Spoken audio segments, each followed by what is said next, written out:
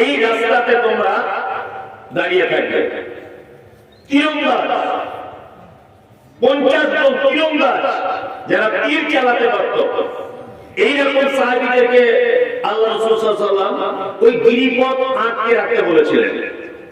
আর আল্লাহ রাসূল এটা বললেন যে তোমরা যদি দেখো আমরা যুদ্ধতে হেরে গেছি, আমাদেরকে মেরে দিয়েছে, আর আমাদের মাথাতে কাক বসে আমাদের মাথার মগজগুলো ছিঁড়ে ছিঁড়ে খাচ্ছে, তবু আমি যতক্ষণ না পর্যন্ত বলবো বা খবর না পাঠাবো তোমরা ওই গিরিপথ ছেড়ে দিও না।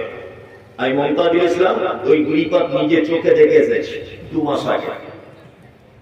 2 মাস আগে ওই গিরিপথটা যুদ্ধ চলছে। মুসলিমরা এক পর্যায়ে বেঈমানদেরকে এত মারা মেরেছে যে তারা ময়দান ছেড়ে চলে গেছে। যখন ময়দান ছেড়ে চলে গেছে তখন কিছু সাহাবী তারা গনিমতের মান নিয়ে ব্যস্ত। এই মুহূর্তে ওইখানে যে গিরিপথে আল্লাহ নবী সাল্লাল্লাহু আলাইহি ওয়াসাল্লাম 50 জন তীরন্দাজকে রেখেছিলেন তাদের ভিতরে ইখতিলাফ হলো। ইখতিলাফ কি?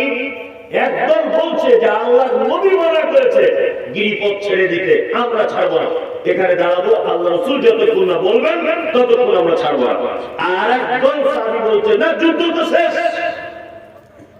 যুদ্ধ তো শেষ, না গিরিপথ ছেড়ে দে। গিরিপথ ছেড়ে দেওয়া হলো। তখন খালিদ বিন ওয়ালিদের নেতৃত্বে বিপক্ষের মুশরিকদের দল, বেঈমানদের দল ওই গিরিপথ থেকে আবার মুসলিমদেরকে পুনরায় আঘাত করেছিল। এক পর্যায়ে মুসলিমরা কঠিন বিপদগ্রস্ত হয়েছিলেন। কঠিন এই যুদ্ধ যখন গিরিপথ থেকে আঘাত করা হয়েছে, আল্লাহ নবী সাল্লাল্লাহু আলাইহি ওয়াসাল্লামকে ঘিরে ধরা হয়েছে। তখন আবু তালহা বলে একজন সাহাবী, আবু তালহা আল্লাহ নবী সাল্লাল্লাহু আলাইহি ওয়াসাল্লামকে যখন মেরে ফেললেন এরকম একটা অবস্থা, তখন আল্লাহ নবী সাল্লাল্লাহু আলাইহি ওয়াসাল্লামের বুকের সামনে দাঁড়িয়ে আবু তালহা নিজের বুকটাকে কেটে দিয়ে বলছেন, আল্লাহ রাসূল আমি বেঁচে থাকা অবস্থায় বেঈমান মুশরিকরা যত তীর নিক্ষেপ করবে সমস্ত তীর আমি বেঁচে থাকা অবস্থায় আমার শরীরকে আমি সেভ করে রাখবো, আপনার গায়ে একটা তীর আমি ঢুকতে দেব না। আবু তালহা এই যুদ্ধতে শহীদ হয়েছিলেন। আবু তালহা আল্লাহর নবী সাল্লাল্লাহু আলাইহি ওয়াসাল্লাম যে সাহাবী আবু তালহা তার এত তীর ঢুকেছিল যে কোন শরীরের অঙ্গ তার বাকি ছিল না, এত তীরে আঘাত পেয়েছিলেন। এই যুদ্ধের ডাক যেদিন দিয়েছেন আল্লাহ রাসূল, তার আগের দিন রাত্রিতে, তার আগের দিন বিকাল বেলাতে একজন সাহাবীর বিবাহ করিয়েছিলেন, তার নাম হানজালা। রাসূলের প্রতি কত ভালোবাসা দেখুন, তার নাম হানজালা। হানজালা বিবাহতে আল্লাহ রাসূল নিজে বিবাহ করিয়েছেন। ইসলামিক ইতিহাস আল্লাহ রাসূল খুশি হয়ে সাহাবীদের ভিতরে খেজুর বিলি করেছেন। হানজালা বিবিকে নিয়ে রাতের বেলা বাসর রাত্রিতে শুয়ে আছেন। গভীর রাত্রিতে বিশ্ব নবী জনাব রাসূলুল্লাহ সাল্লাল্লাহু আলাইহি ওয়াসাল্লাম উহুদের যুদ্ধের দামামা বাজিয়ে দিলেন। হানজালার ঘুম ভেঙে গেল। হানজালা উঠে তাড়াতাড়ি করে প্রস্তুতি গ্রহণ করলেন যে আল্লাহ রাসূল যখন যুদ্ধের জন্য বলেছেন 1 মিনিট দেরি করা যাবে না।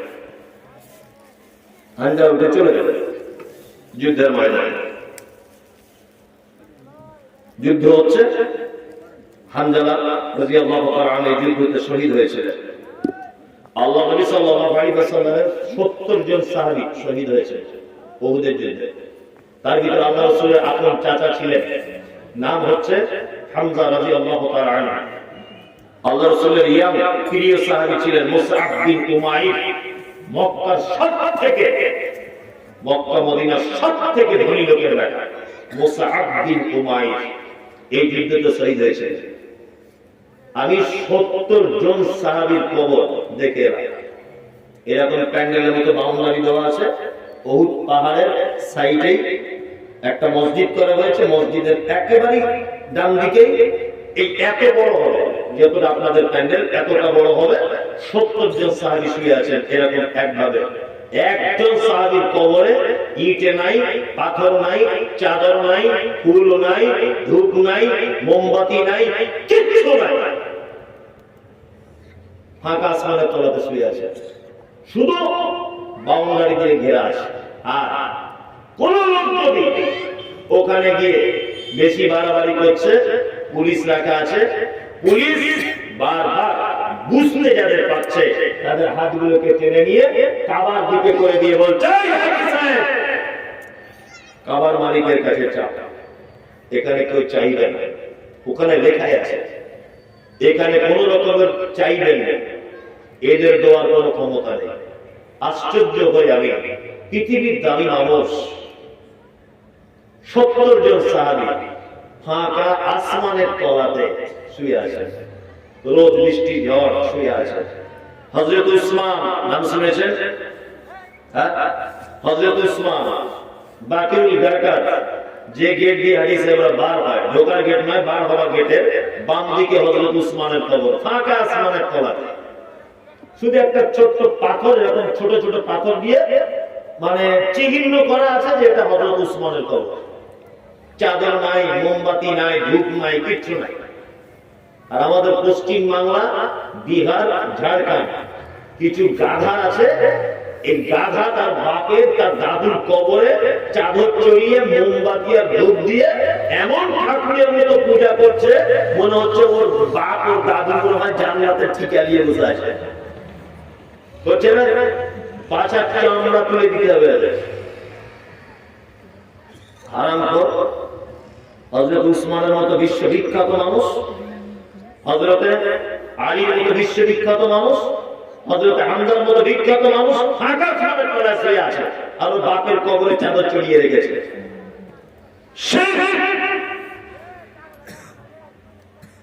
আল্লাহ নবী সাল্লাল্লাহু আলাইহি ওয়াসাল্লাম খুব কাঁদছেন। ঘটনাটা মন দিয়ে শুনুন। উহুদের ময়দানে আল্লাহ রাসূল ফাঁকা জায়গায় দাঁড়িয়ে অঝরে কাঁদছেন। 70 জন সাহাবী শহীদ হয়েছে। আল্লাহ রাসূল সাহাবীদেরকে বললেন, লাশগুলোকে এক জায়গায় করো। লাশগুলোকে এক জায়গায় করে দেখা যাচ্ছে 68 জন লাশ, দুটো লাশ খুঁজে পাওয়া যাচ্ছে না। এক নবীজির আপন চাচা, নাম তার হামজা। দুই এই সেই হামজালা বিকাল বেলাতে আল্লাহ রাসূল যার বিবাহ করিয়েছেন। আল্লাহ রাসূল দাঁড়িয়ে আছেন, একজন পর্দানাসীন মহিলা চলে এলো উহুদের ময়দানে, এসে আল্লাহ রাসূলকে বলছেন, আল্লাহ রাসূল আপনি আমাকে চিনতে পারছেন? আল্লাহ রাসূল বলছেন, না আমি তো তোমাকে চিনতে পারছি না। তখন মহিলা কি বলছেন, আল্লাহ রাসূল আপনি গতকাল বিকাল বেলাতে কারো বিবাহ করিয়েছেন? তখন আল্লাহ রাসূল বলছেন, হ্যাঁ আমি তো হানজালা বিবাহ করিয়েছিলাম। তখন মহিলা বলছেন, আল্লাহর নবী গো, আমার হাতের মেহেন্দিটা আপনি দেখেন এখনো পর্যন্ত কাঁচা, শুকিয়ে যায়নি। আমি সেই হানজালার স্ত্রী। বিশ্বনবী আরো জোরে কেঁদে বলছেন, ও বিবি হানজালার বিবি, শুনে রেখে দাও, সবকিছু ভালো, কিন্তু দুইজনকে খুঁজে পাওয়া যাচ্ছে না এই উহুদের ময়দানে। আমার 70 জন সাহাবী শহীদ হয়েছে, সবার লাশগুলোকে পেয়ে গেলাম, দুইজনের পাওয়া যায় না। এক হলো আমার চাচা, নাম তার হামজা, আর দ্বিতীয় হলো তোমার স্বামী, নাম তার হানজালা। তখন মহিলাটি বলছেন, আল্লাহ রাসূল কার লাশ খুঁজে পাওয়া যাচ্ছে আর যাচ্ছে না, এটা আমি আপনাকে বলতেছি, এটা আমার বলার বিষয় নয়। আমি একটা কথা শুধু বলতে চেয়েছি, আপনি তো বলেছেন আল্লাহর রাস্তায় যুদ্ধ করতে গিয়ে যারা শহীদ হয় তাদেরকে রক্ত মাখা অবস্থায় ওই জামা কাপড় পরিয়ে দাফন করানো হয়। আল্লাহ রাসূল আমার স্বামী হানজালা যদি শহীদ হয়ে থাকে, আমি শুধু এই কথাটা আপনাকে বলতে এলাম যে আপনি তাকে একটু গোসল করিয়ে দেবেন, কারণ আপনি বিবাহ করাবার পর আমরা স্বামী স্ত্রী দুজন এক বিছানাতে ছিলাম, আমাদের বাসর ঘরে স্বামী স্ত্রী মিলন হয়েছে, কিন্তু আমার স্বামী হানজালা আপনাকে এত ভালোবাসে যে আপনি জিহাদের কথা বলেছেন, ফরজ গোসলটা পর্যন্ত করতে ভুলে গেছে, আপনার তাকে সাড়া দিয়েছে। আল্লাহ রাসূল আপনাকে গোসল করিয়ে দেবেন। এই মুহূর্তে জিবরিল এলেন। জিবরিল এসে আল্লাহ নবী সাল্লাল্লাহু আলাইহি ওয়াসাল্লামের কাছে হাজির। বিশ্ব নবী দেখলেন দুইজন সাহাবী কাঁধে করে নিয়ে একটা লাশ আনছে, সেই লাশটার মাথার দিক দিয়ে পানি ঝরে ঝরে পড়ছে, পানি ঝরে ঝরে পড়ছে। তখন জিবরিল এসে বলছেন, আল্লাহর নবী, হানজালার লাশ চুরি হয়েও যায়নি, হানজালার লাশ কেউ নিয়ে পালিয়ে যায় নাই। আসলে হানজালার শহীদে আল্লাহ এত খুশি হয়েছে যে আল্লাহ আসমানের ফেরেশতা পাঠিয়ে হানজালার লাশকে তৃতীয় আসমানে তুলে জমজমের পানিতে গোসল করিয়ে কাফন করিয়ে মিসক আম্বারের সেন্ট লাগিয়ে ওই দেখুন টাটকা গোসল করানোর পানি তার মাথার দিক দিয়ে ঝরছে, সাহাবায়ে কেরামগণ আপনার কাছে আসছে। কি বুঝলেন? পৃথিবীতে একজন ভাগ্যবান পুরুষ যার শহীদে আল্লাহ খুশি হয়ে তৃতীয় আসমানে গোসল করিয়ে মুহাম্মদ সাল্লাল্লাহু আলাইহি ওয়াসাল্লামের কাছে পাঠিয়ে দেওয়া হয়েছিল। কত নবী প্রেমিক ছিলেন, আল্লাহু আকবার। নবীজিকে কত ভালোবাসতেন। শুধু রাত্রির বেলাতে জিহাদের তামান্না বেজেছে, সাহাবায়ে কেরামরা উঠে বিছানা ছেড়ে চলে গেছে। আর আজকে আমরা হাইয়া আলাস সালাহ, হাইয়া আলাল ফালাহ, আসসালাতু খায়রুম মিনান নাওম। মসজিদে মুয়াজ্জিন ফজরের সময় ডাকছে। এখানে কারা আছেন সত্যি কথা বলুন তো, যে আজকে ফজরের জামাতে নামাজ পড়েছে? সত্যিটা বলুন, জামাতে পড়েছিলেন? 2 জন, 4 জন, 5 জন, খুব কমই লোক, হয়তো 10 জন হবে।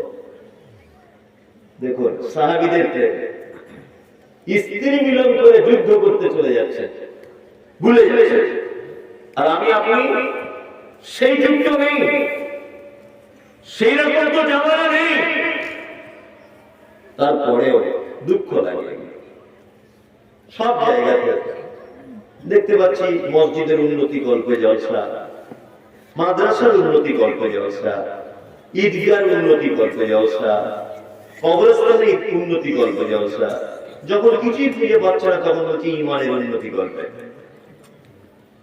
তাই না? প্রত্যেক জায়গায় দেখছি মসজিদের উন্নতি গল্পে জলসা। মসজিদের উন্নতি বলতে কি? মার্বেল পাথর লাগাতে হবে, প্লাস্টার করতে হবে, মসজিদটা দুতলা করতে হবে, কি লাভ? আচ্ছা মাটির মসজিদে নামাজ পড়লে যতটা নেকি, মার্বেলের মসজিদে পড়লে নেকি কম বেশি হয়? না। অথচ আপনি খোঁজ নিয়ে দেখবেন, কেউ রাগ করবেন, আমি একটু বাস্তব কথাগুলো বলি, ওই জন্য আমাকে লোক গালাগালিও করে মোবাইলে, খুব কমেন্ট গুলো দেখবেন। মসজিদের কমিটিরা সিদ্ধান্ত নিয়েছে দুতলা করতে হবে, জলসা করতে হবে, কিন্তু কমিটি 12 জন, তার মধ্যে হিসাব করে দেখা যাবে 9 জন বেনামাজ, 5 ওয়াক্ত নামাজ পড়ে। ঠিক বলছি না? আকসার জায়গাতে নামাজ পড়ে না,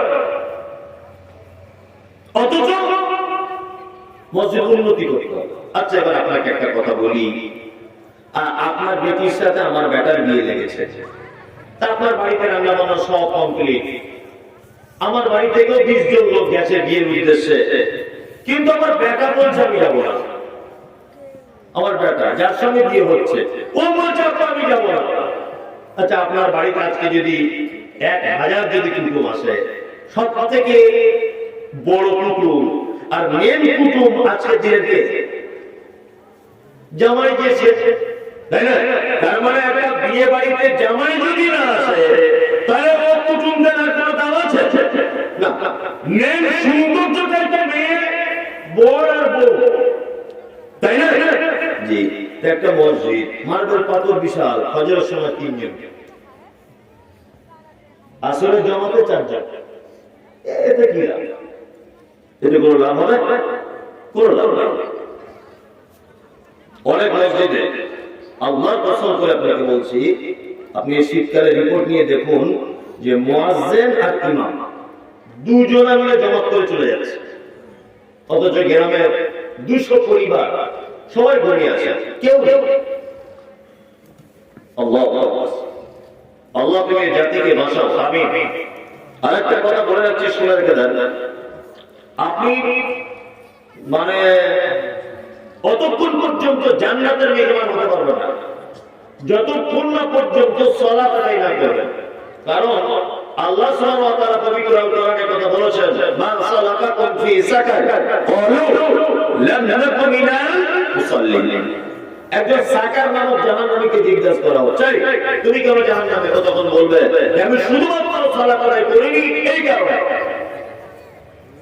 মানুষ চলে যাচ্ছে, রাত্রি 12টা বাজে, শীত অনেক বেশি। আমি আর 1 মিনিট আপনাদেরকে সময় লস করবো না। যারা বসে আছেন আগোছালো ভাবে কিছু কথাবার্তা বললাম। আল্লাহ তুমি আমাদের সকলকে আমল করার তৌফিক দান করো, আমিন আমিন। আর যারা এখানে বসে আছেন, এটা মাদ্রাসার জলসা নাকি মসজিদের জলসা? আমি বেশি টাকা পয়সা চাইব না, আদায় টাকাও আপনাদেরকে করবো না। আপনাদের কাছে অনুরোধ যে আপনারা অন্তত পক্ষে 100 টাকা করে যদি এখন সবাই দেয়, তবু 2000 টাকা পেয়ে যাবে। একটু মসজিদের জন্য সহযোগিতা করো। ঠান্ডা অনেক তো।